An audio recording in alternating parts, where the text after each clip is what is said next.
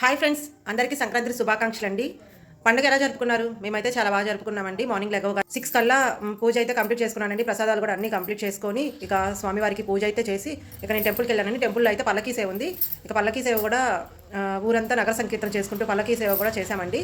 ఇంకా అది కంప్లీట్ అయ్యాక తీర్థ ప్రసాదాలు తీసుకొని ఇక ఇంటికి వచ్చి మళ్ళీ తర్వాత పుష్పార్చన ఉంది 10:30 కానీ ఇక మళ్ళీ టెంపుల్కి వెళ్ళాము. 10:30కి అమ్మవారికి పుష్పార్చన అండి. నేను ఆ వీడియో కూడా అప్లోడ్ చేస్తాను. ప్లీజ్ ప్రతి ఒక్కరు వీడియో చూసి లైక్, షేర్, కామెంట్ చేయండి.